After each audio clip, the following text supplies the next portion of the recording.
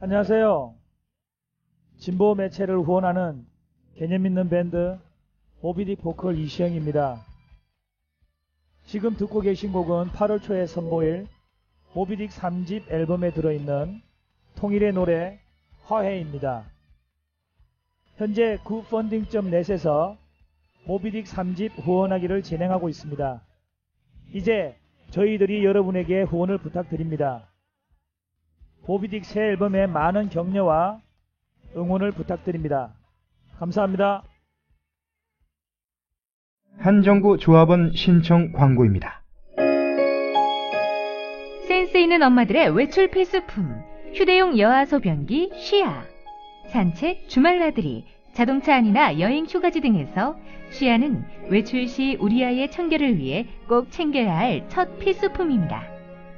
생수병과 쉽게 연결되어 깨끗하게 사용할 수 있고 귀여운 디자인의 친환경 소재를 사용한 100% 국산 제품. 인터넷 쇼핑몰에서 쉬아를 검색하세요.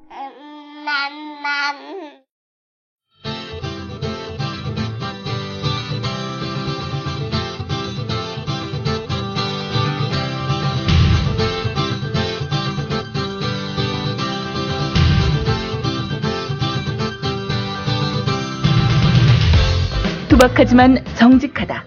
비평을 비평하는 남자 서영석. 그가 바라본 세상. 사설과 칼럼을 통해 오늘을 짚어본다. 서영석의 라디오 비평.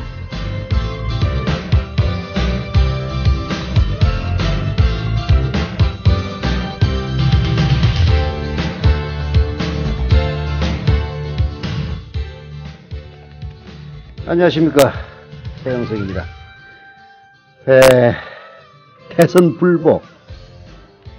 오늘 어제 박근혜 대통령과 그 일파들을 옹호하는 수구 언론들 가관이었습니다. 대선 불복. 대선 불복으로 전국을 몰아가려고 하고 있습니다. 그래서 제가 과연 그 원인 제공을 한 이해찬 민주당 고문의 발언을 한번 조사를 해봤어요. 이게 과연 대선 불복 발언인지. 처음에는 막말이라고 그러더니 이건 아무리 봐도 막말이 아니거든. 그래서 대선 불복이라고 또 몰아가는 것 같습니다. 이해찬 고문은 이렇게 얘기했습니다. 옛날 중앙정보부를 누가 만들었나? 박정희가 누구고 누구한테 죽었나? 4.19 혁명이 난 뒤 자유당 내무부 장관 최인기는 부정선거 혐의로 교수형을 당했다. 국정원과 경찰이 그에 못지않은 부정선거를 했는데도 박근혜 대통령은 아무 말이 없다. 이제 국정원과 단절하고 공정한 나라를 만들어달라. 그래야 당신의 정통성이 유지된다. 자꾸 비호하고 거짓말하면 오히려 갈수록 당선 무효까지 주장할 수 있는 세력이 자꾸 늘어가게 된다. 정통성을 유지하려면 그 악연을 끊어달라. 그리고 나라를 바로 세워달라. 이렇게 얘기를 했습니다. 저는 이 발언이 왜 막말인지, 이 발언이 왜 대선 불복 발언인지 제 머리로는 이해할 수가 없어요. 참나. 박근혜 대통령 가까이에 복심이라는 이정현이는 이렇게 얘기를 했습니다. 민주당은 분명히 불복이라면 불복이라고 입장을 밝히라. 국민이 선거로 뽑은 대통령의 정통성을 부인하는 것은 결코 국민을 원하는 것이 아니다. 그리고 또 새누리당 원내대표 최경환이는 이렇게 얘기를 했습니다. 김한길 민주당 대표를 비롯한 당 지도부가 대통령의 정통성과 대선 세력에 불복하는 것이 아니라 라고 분명히 말씀하셨음에도 불구하고 친노 세력을 중심으로 한 강경 세력들이 대통령을 흔들고 있다. 이렇게 그야말로 후한무치 적반하장 뻔뻔스러운 소리를 했습니다. 여러분들도 판단해 보시길 바랍니다. 이해찬 민주당 상임 고문의 이 이야기, 국정원과 단절하고 공정한 나라를 만들어달라. 그래야 당신의 정통성이 유지된다. 자꾸 비호하고 거짓말하면 오히려 갈수록 당선 무효까지 주장할 수 있는 세력이 자꾸 늘어난다. 정통성을 유지하려면 그 악연을 끌어달라. 그리고 나라를 바로 세워달라. 이것은 막말이나 대선 불복이 아니라 충원입니다. 충원. 정말 박근혜 빠가 아니면 할 수 없는 충원이에요. 이걸 대선 불복으로 몰아가는 이유가 어디에 있겠습니까? 국정원의 대선 개입을 범죄냐, 범죄가 아니냐라는 구도로 계속 가져가면 여당이 불리할 수밖에 없죠. 반면 이것을 대선 결과에 대한 승복이냐 아니냐의 문제로 돌려버리면 국정원이 저지른 범죄의 책임 소재도 아주 애매해지고, 그리고 지금 상황을 적과 우리 편이라고 하는 이분법적인 단순 구도로 만들 수 있게 되는 거죠. 새누리당이 노리는 것은, 청와대가 노리는 것은 바로 이겁니다. 국정원의 대선 개입이 범죄죠. 근데 이게 범죄냐 아니냐로 따지면 너무나 범죄가 분명해서 할 말이 없는 거야. 그래서 방귀 낀 놈이 쓱낸다고 대선 불복하는 거야, 니들? 싸우다가 논리가 딸리면은 반말한 거 가지고 시비를 겁니다. 바로 지금 새누리당과 청와대 십상시들의 망동이 바로 거기에 걸맞는 얘기가 아닌가 싶습니다. 7월 17일 재헌절 라디오 비평 시작하겠습니다. 함께하고 계신 방송은 정치평론가 서영석 미디어 협동조합 이사가 진행하는 라디오 비평입니다. 네. 답답하죠? 답답합니다. 국정원 7급 공무원 경쟁률 치열합니다.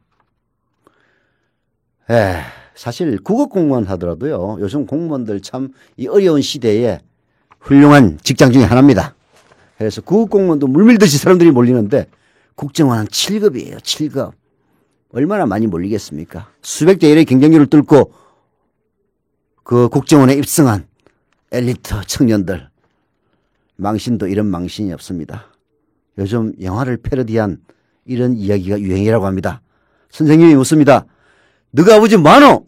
뭐하시노? 학생이 답을 합니다. 댓글 다십니다. 그랬더니 교사가 나란 일 하시네 라고 얘기했다고 합니다.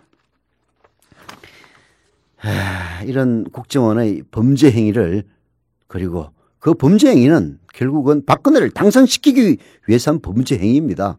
여기에 대해서 자꾸 이제 문제가 집중이 되면은 입장이 곤란해지니까 NLL로 온갖 더 큰 범죄로 덮으려고 발버둥을 치고 있는 게 이 정권이죠.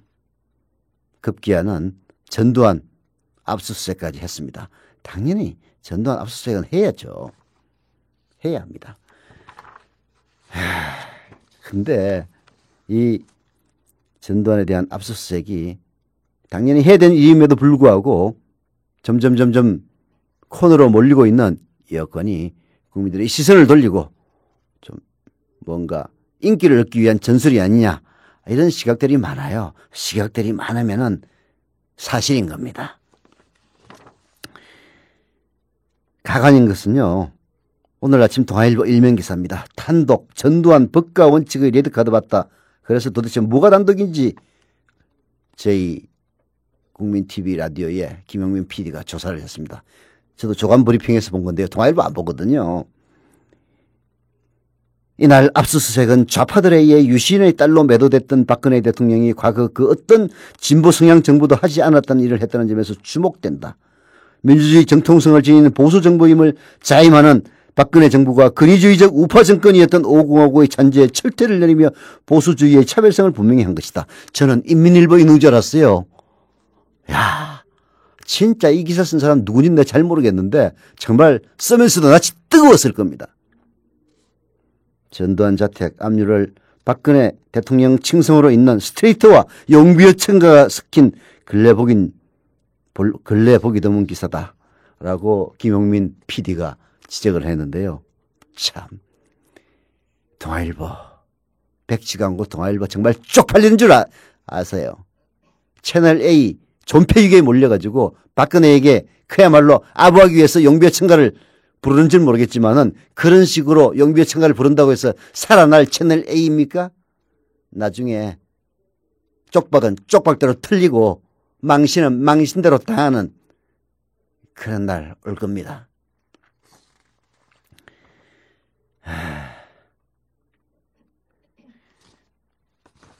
대선 불복 문제가 아니죠. 이것은 민주주의의 문제입니다. 한겨레신문의 사설 대선 불복이 아니라 민주주의 문제다 소개해드립니다. 여권이 야권 일부 인사의 발언을 두고 대선 불복이 아니냐며 연일 문제를 제기하고 있다. 민주당에 대선에 불복하는지를 분명히 하라고 요구하는가 하면 친노 세력이 그 진앙이라며 공세를 펴고 있다. 막말 전국이 어느새 대선 불복 전국으로 변한 형국이다. 여권은 말꼬투리를 잡아 야당의 예봉을 피해보려는 모양인데 이는 국가정보원 사태의 심각성을 몰라도 너무 모르는 것이다. 지금 야권에서 제기하는 문제는 대선이 무효라거나 박근혜 대통령의 하야를 주장하는 것이 아니다. 민주주의의 위기를 지적하고 박 대통령과 새누리당이 이를 시정하려 들지 않을 경우 더욱 큰 위기에 빠져들 것이라고 경고하는 것이다. 대선에 개입한 것도 모자라 새 정부에서도 남북 정상회담 대화록 공개 등의 정치 개입을 버젓이 하는 것은 민주주의에 대한 심각한 도전이다. 야권은 박 대통령을 비롯한 여권 핵심이 이를 방관하고 용인함으로써 사태를 더욱 키우고 있다고 인식하고 있다. 그렇습니다. 예. 결국은 국정원의 대선 개입 그리고 그것을 덮기 위한 NLL 말하자면은 대화록 공개. NLL 대화록 공개는 일설에 따르면 박범계 의원이 그 유사한 얘기를 했는데요. 그야말로 친노의 씨를 말려서 새누리당이 천년만년 집권하기 위한 공작의 일환이었다. 이런 이야기도 있습니다. 그래서인지 박근혜 대통령은 저희 앵글이 각하께서는 오히려 조장하고 방관하는 태도를 보였죠. 오죽하면 어제 김종구 논술위원이 친위 구데타라는 얘기를 제가 물론 얘기를 하긴 했습니다마는 정치 토크에서 신문지상에다 썼겠습니까? 남재정과 국방부에 이거는 친위 구데타가 아니고 뭐냐 이거야. 물론 친위 구데타는 당연히 왕의 내락을 얻은 다음에 하는 겁니다. 예, 한겨레신문의 사설에서도 똑같은 얘기를 하고 있습니다. 이해찬 전 총리의 발언만 해도 그렇다. 그는 지난 14일 중앙정보부를 누가 만들었나? 박정희가 누구이고 누구한테 죽었나? 박씨 집안은 안기부 정보부와 그렇게도 인연이 질긴가? 이제 국정원과 단절하고 공정한 나라를 만들어달라. 그래야 당신의 정통성이 유지된다. 라고 했다. 박근혜를 지칭한 당신이란 말의 인칭구조를 두고 불필요한 논란이 있었지만 이건 무슨 얘기냐면 당신이 막말이냐 존칭이냐 이것도 싸웠어요. 사람을 앞에다 두고 당신 하면은 여기지만은 사람이 앞에 없을 때 당신은 존칭이에요. 집에 어른들을 지칭할 때 당신이라고 합니다. 당신께서는 이런 말씀을 하셨습니다. 존칭입니다. 지금 청와대와 새누리당은 약간의 아노미 상태에 빠진 것 같아요. 야, 이러다가는 다 들통나가지고 박근혜 대통령직에서 쫓겨날지도 모르겠다. 이런 위기의식을 갖고 있는 거예요. 그래서 누가 대선 불복한다고 했어? 국정원 부정선거 그거 밝히라고 얘기한 것 뿐이에요. 부정선거가 있으면 밝혀야 될 거 아니야. 그랬더니 대선 불복하는 거 아니냐고 자기들이 지레금에 질려가지고 얘기를 합니다. 그들의 발표하지 않은 정신 상태는 이런 거예요. 국정원 대선 개입을 파면은 부정선거 사실이 드러나고 부정선거 사실이 드러나면은 시민들이 들고 일어날 것이고 그러면 박근혜는 대통령 근처에서 쫓겨난다. 그래서 보수가 앞으로 한 20년은 집권 못한다. 이런 위기의식에 빠져가지고 남들이 아무 얘기도 안 했어요. 대선 불복한다고 얘기 안 했습니다. 김한길이는 바보같이 자기들이 그런 얘기도 안 했는데 이정현이가 대선 불복이냐 밝히라 그랬더니 대선 불복 아니에요. 그랬습니다. 여하튼 김한길이야 못난다고 치고 누가 대선 불복이라고 한 사람이 누가 있느냐고요.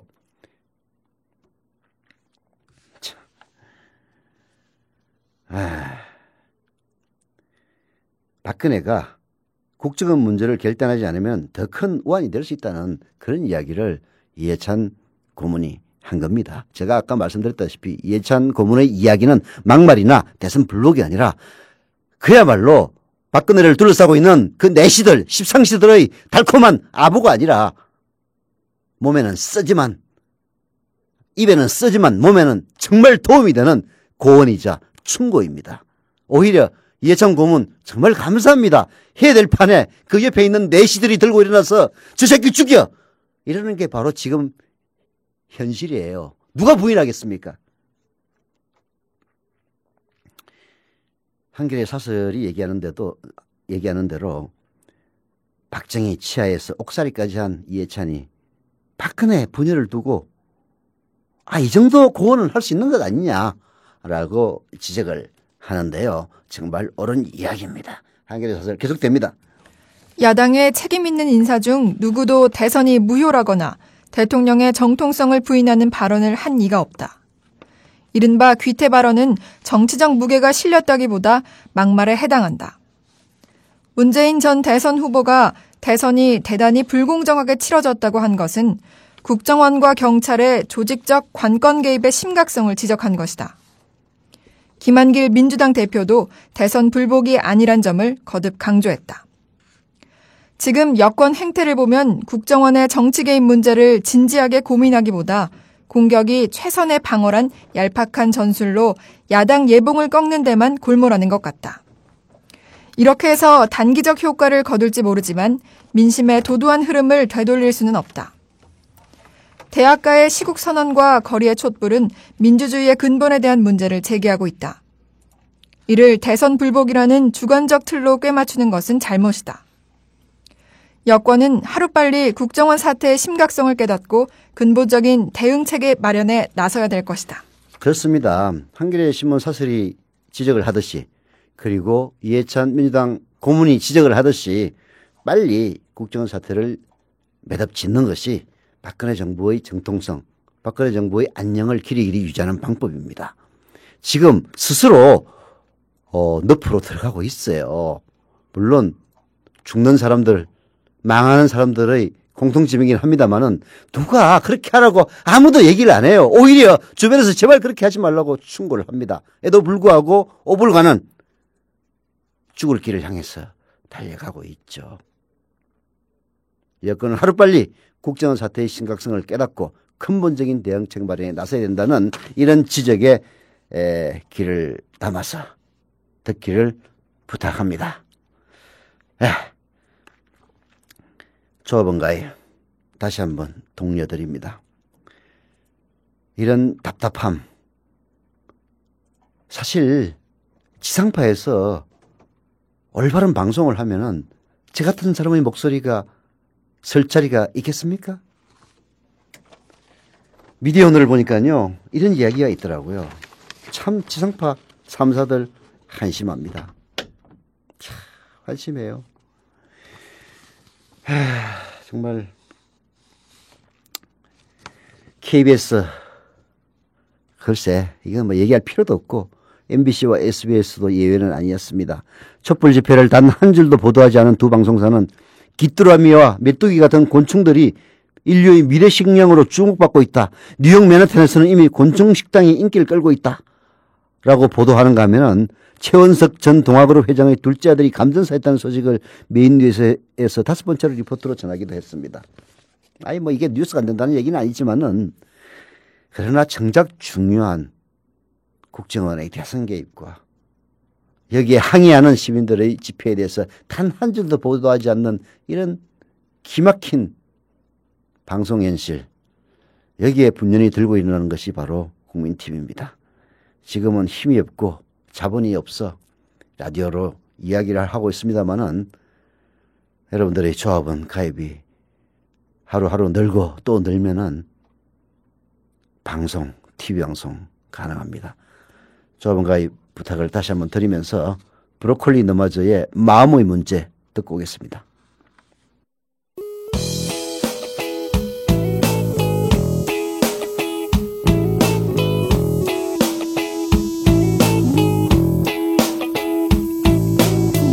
할 말은 너무 많은다 할 수가 없고 나는 자꾸만 작아지고 있었죠.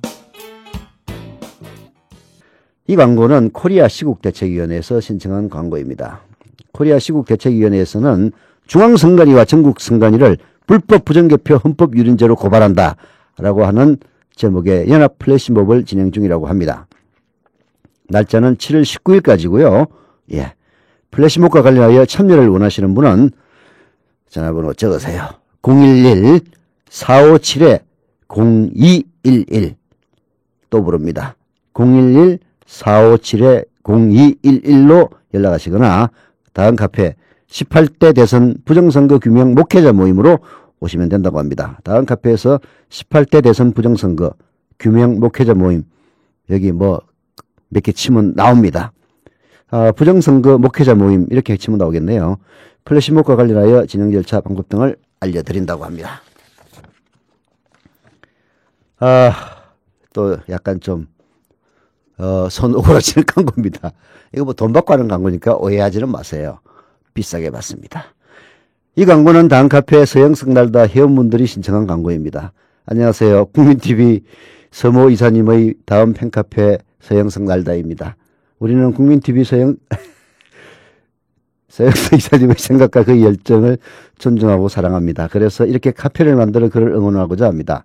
다음 카페에서 서영석 날다를 검색하셔서 회원가입을 해 주십시오. 우리같이 국민TV를 응원합시다. 우리 팬카페는 국민TV가 성공적 TV방송 개국을 앞당기는 데 마음과 힘을 모을 것입니다. 회원 3,000명을 돌파하면 기념으로 부산 해운대에서 1박 2일 멋진 첫 정모를 개최할 것을 약속드립니다. 감사합니다. 라고 합니다.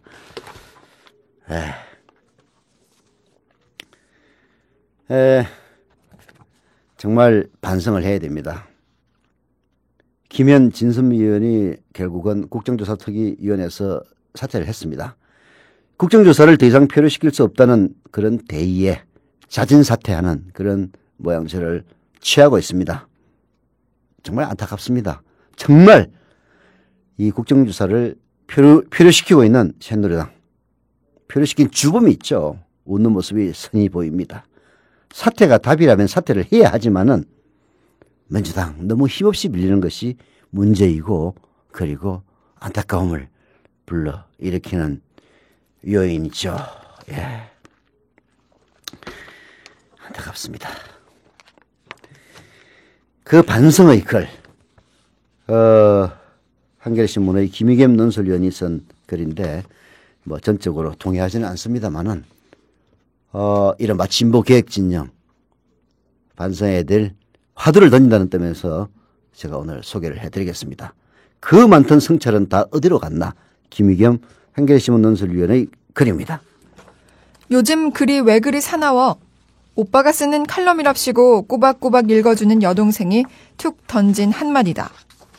그러고 보니 최근 다룬 소재가 모두 보수 쪽 인사를 겨냥했다. 김무성 의원 부친의 친일 행적을 비롯해 돈의 달인 전두환, 무기상 정몽준, 들이대는 윤창중 등등 나름 풍자와 조롱이라고 자부했는데 다시 보니 모질고 강팍하기 그지없다. 네 편 내 편 갈라서 삿대질하는 시류에 편승했구나 싶다. 대선 패배 뒤 야권에서는 밤하늘의 별만큼이나 많은 성찰이 쏟아졌다. 이걸 한마디로 줄이자면 박정희한테 졌다고 할 수 있다. 김대중 노무현 10년의 민주주의로는 70년대 고도 성장을 누를 수 없었다. 진보는 무능하거나 미덥지 못한 존재로 비친 게 분명하다. 문제는 이런 반성이 한편의 푸닥거리로 끝나버리는 게 아닌가 하는 의구심이다. 네, 진보는 무능하다라는 식의 신화는 비단 우리나라뿐만이 아닙니다. 미국에서도 마찬가지예요. 항상 민주당은 무능하고 특히 경제 문제에 관한 한 그리고 공화당은 유능하다라는 거짓 신화를 보수 정권 혹은 보수 세력들은 쏟아냅니다. 그러나 믿을 만한 연구에 따르면은 정말로 경제에 무능한 것은 미국에서도 공화당 정권이었습니다. 우리나라에서도 정말로 경제에 무능한 것은 오히려 보수 정권이었어요. 이명박 나라 말아먹었습니다. 박근혜도 말아먹기 직전이에요. 안 봐도 비대오입니다. 김대중 노무현 정권 훨씬 그 이후에 집권했던 이명박보다 더 유능했다는 점이 지금 속속들이 나오고 있죠. 예. 어쩌면은 이른바 진보개혁 진영은 언론전에서 홍보전에서 찍고 있는지도 모릅니다. 어떻든 치고 있으니까 진보는 무능하거나 믿지 못한 존재로 비친 게 분명하죠. 이런 반성 한판에 푸닥거리로 끝나서는 안 됩니다. 자, 김의겸 논설위원의 충고를 계속 들어봅시다. 5년 전에도 그랬다. 다들 개혁 세력의 위기를 논했고 진보의 재구성이 필요하다고 말했다. 그런데 촛불이 켜지자 반 이명박 깃발 아래로 오글오글 모여들었고 노무현의 죽음 이후로는 피 끓는 적개심으로 무장했다. 성취가 없었다고 할 수는 없으나 딱 거기까지였다. 사회의 양극화로 만성 통증을 호소하는 국민들에게 믿어온 대안 하나 내놓지 못했다. 박근혜 치하에서도 5년 동안 악다구니만 쓰다가 세월 다 보내는 게 아닌가 싶어 걱정이다. 눈앞의 싸움에 급급해서 체력을 비축하고 내일을 준비하지 못하는 것 아닌가 하는 불길함이다. 그나마 부딪힐 때마다 판판이 깨진다. 국정원 국정조사는 NLL 국정조사로 변질됐고 귀태라고 한마디 했다가 엎드려 사죄해야 했다. 싸울 줄도 모르면서 진흙탕으로 질질 끌려가는 모양새다. 네, 뭐 이게 진보 세력 전부의 잘못은 아니지만은 민주당이 그러긴 했죠. 네. 이 다음의 지적이 더 저는 마음에 와닿습니다. 진보 세력의 현 주소를 적나라하게 보여준 건 대선보다는 서울시 교육감 선거였다. 문재인은 3.6포인트 뒤졌지만 이수호는 무려 17.2포인트 차이였다. 민주노총과 전교조 위원장 출신이라 대패했다는 비아냥을 들어도 반박 논리가 궁색했다. 내일은 민주노총이 새 위원장을 뽑는 날이다. 예전 같으면 후보들 인터뷰로 요란했을 텐데 요즘은 기사 한 줄 실리지 않는다. 과거에 대한 반성도 미래에 대한 전망도 없기 때문이다. 누리집에 들어가 보니 사생결단, 감옥 가겠습니다라는 투쟁성 공약만 공허하게 펄럭인다. 전교조도 별반 다르지 않다. 아이들은 아파트에서 꽃잎처럼 떨어지고 대학 입시는 3,000개의 전형으로 이루어진 미로 찾기인데 참 교육은 어디로 갔는지 눈에 잘 띄지 않는다. 네, 이렇게 뭉뚱그려서 비난을 한다는 것은 위험한 일이긴 합니다만은 그러나 이 지적에 대해서 반론을 하기에도 참으로 변명이 궁색한 게 오늘날 우리 이른바 진보 세력들의 현주소이긴 합니다. 김의겸 논설위원은 이렇게 이야기를 합니다. 진보의 부활은 대통령 후보만으로도 정당 개혁만으로도 이루어지지는 않는다. 진보 세력들이 자신의 부끄러움을 들춰내고 변화하려는 몸부림이 필요하다. 뿔뿔이 흩어져서 각자의 관심사에만 매달릴 게 아니라 새로운 사회에 대한 큰 그림을 함께 그리고 어디부터 힘을 쏟을 건지 우선순위를 정하는 종합적인 두뇌 집단이 요구된다.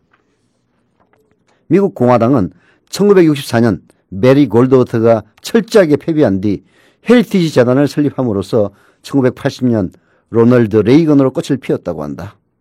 2004년 대선에서 부시 대통령이 재선에 성공하자 공화당 영구 지배론이 힘을 얻었지만 그 공고한 성체에 파열구를 만들어내고 2008년 오바마를 당선시킨 힘은 강력한 종합형 싱크탱크인 미국 진보센터에서 비롯됐다.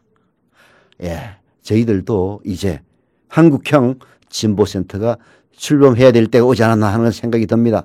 여러 연구원들, 여러 연구단체들 많이 있습니다. 그러나 각자 뿔뿔이 흩어져서 각자 따로 그림을 그리고 있죠. 이제 이들이 함께 모여서 오바마를 탄생시킨 종합형 싱크탱크 미국 진보센터처럼 우리도 한국 진보센터를 만들어야 되지 않겠느냐 하는 그런 생각이 듭니다. 김의겸 논설위원은 마지막으로 이렇게 얘기를 하고 있습니다. 물론 투쟁이 급하다. 박근혜 정부의 오만과 독선을 견제하기 위해서라도 피해가서는 안 된다. 그러나 그것만으로는 부족하다는 게 과거의 실패가 주는 교훈이다. 새벽종이 울렸네로 시작하는 새마을 노래의 넷째 예는 이렇다. 싸우면서 일하고 일하면서 싸워서 새조국을 만드세. 싸우면서 일하고 새조국을 만드세. 어쩌고 이렇게 되죠. 박정희가 지은 노랫말이지만 지금 딱 어울리는 건 진보 진영이다. 이렇게 이야기를 하고 있습니다. 진보 진영들이 진보 개혁 세력들이 뭔가 반성하고 이 분출하는 힘을 그야말로 국가의 발전과 새로운 사회를 위한 변화의 동력으로 만들 수 있는 그런 토대를 마련하는 것. 박근혜 치하 5년 결코 짧은 세월은 아닙니다. 네. 노래 듣고 오죠. 준비된 노래를 적어놓은 게 지금 사라져버렸는데 여하튼 뭐 노래 듣고 와서 소개해 드리겠습니다.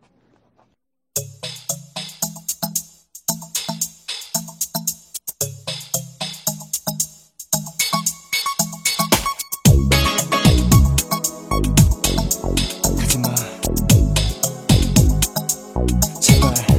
제발 왜날 떠나려고 해나 아직도 네가 네, 그동안 조합원 가입 많이 해주셨네요. 네. 이게 뭐 눈이 나빠가지고, 네. 경북 봉화군 춘향면 도심리의 5톤 차기사님, 조합원 가입 감사드립니다. 충남 천안시 서북구 성완읍의 예원이님, 조합원 가입 감사드리고요. 경기 광주시 오포읍 고산리의 글리터님, 영어로 되어 있습니다. 글리터.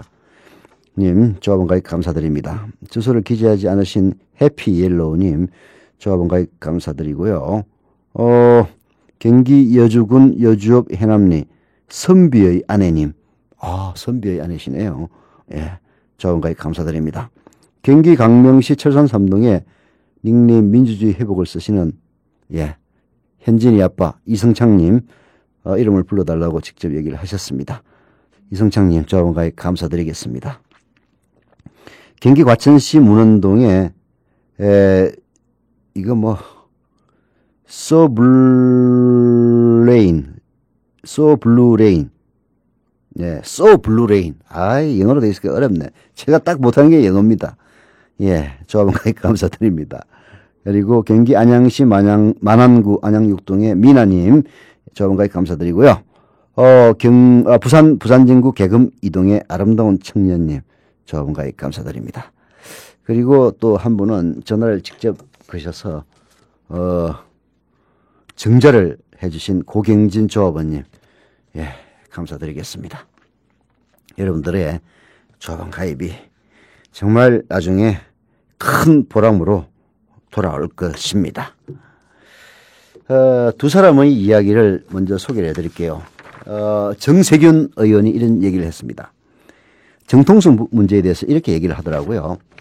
저는 참으로 청와대 등의 이야기가 한심한 주장이라고 보는 게, 정권의 정통성은 야당이 인정하고 허락해 주는 것이 아니거든요.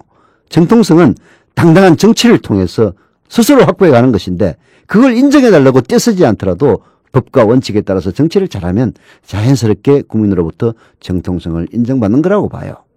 그러니까 야당한테 정통성을 주문하지 말고 국민 앞에 정정당당하게 나서면 됩니다. 국정원 문제를 어떻게 인식하고 처리하느냐가 저는 박근혜 대통령이 진정한 지도자로서 국민에게 인정받느냐, 그렇지 못하느냐를 판별하는 실험 무대가 될 거라고 봅니다. 이렇게 정세균 의원이 라디오 인터뷰에서 얘기를 했는데요. 정말 맞는 얘기입니다. 정통성을 야당한테 인정하느냐, 불복하느냐, 그리 물어보면 뭐예요? 국민들이 인정하고 승복을 해야지. 그렇지 않습니까?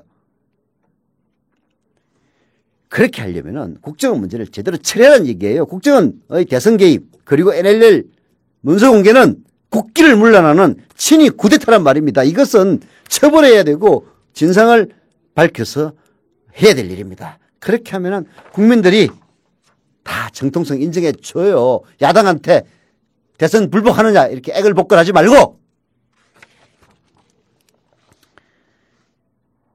박지원 의원은 이런 얘기를 했습니다. 한 연합뉴스TV와의 인터뷰에서 막말이라고 하는데 2004년 8월 박근혜 대통령께서 새누리당 대표일 때 환생경제라는 연극을 했다. 거기에서 얼마나 나쁜 욕설을 했냐면 노무현 현직 대통령을 술주정뱅이 노가리로 규정을 해서 소위 죽일 놈, 음담패설을 심하게 했다. 그 연극을 보신 박근혜 대통령께서 프로들을 방불케 하는 연기라고 극찬을 했다. 당시 노무현 정부, 노무현 청와대에서는 국민이 알아서 이 연극을 판단할 것이다 라고 얘기했다. 이 정도 여유는 가져주는 청와대가 됐으면 좋겠다. 이렇게 얘기를 했습니다.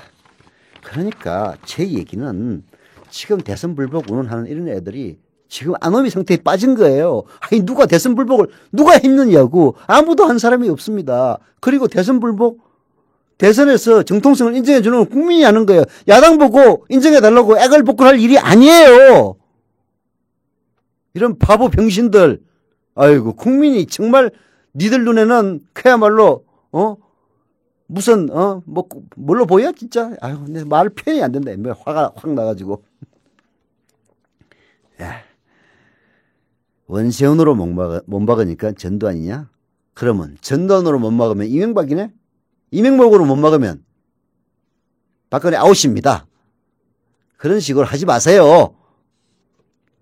제대로 하란 말입니다. 오늘은 7월 17일 재헌절입니다. 박근혜가 그렇게 애지중지하는 박정희 어떤 짓을 했는지 아이엠피트의 글을 통해서 한번 살펴봅시다. 오늘은 재헌절입니다. 지난 1948년 대한민국 헌법이 만들어진 날입니다. 대한민국의 헌법은 참으로 굴곡진 역사를 지니고 있습니다. 그것은 헌법이 정당한 절차에 의해 만들어지고 시행되어야 하건만 대한민국은 유독 정치 권력에 의해 헌법이 참혹하게 유린당하는 시기를 숱하게 겪었습니다. 네. 대한민국 헌법순환사에서 가장 심각한 시기는 바로 박정희 독재 시절이었습니다. 박근혜 대통령 등장으로 더욱 심해지는 박정희 왜곡과 찬양 속에서 왜 그를 대통령이 아닌 독재자로 부르는 것이 마땅한지 대한민국 헌법을 통해 알아보겠다 하면서 아이엠피터는 아주 박정희 헌법 파괴의 역사를 상세하게 설명을 하고 있습니다. 박정희는 대한민국 헌법 개정 9번 중에서 무려 3번이나 유린한 범죄자입니다. 5.16 군사 쿠데타를 일으켜 지 맘대로 불법으로 헌법 개정을 했고 삼선 개헌을 위해서 헌법 개정안을 날치게 했습니다. 그리고 영구 집권을 위한 유신헌법을 불법으로 제정을 했죠. 예, 유신헌법은요 차마 헌법이라고 부르기 부끄러운 그런 법이었습니다. 예, 그런 아버지가 뭐가 그렇게 잘났다고 한마디 했다고 귀태? 그렇게 발끈하고 정말 국민을 무시하지 않으면 있을 수 없는 일입니다. 박근혜 대통령 반성하십시오. 예, 라디오 비평 오늘은 여기까지입니다.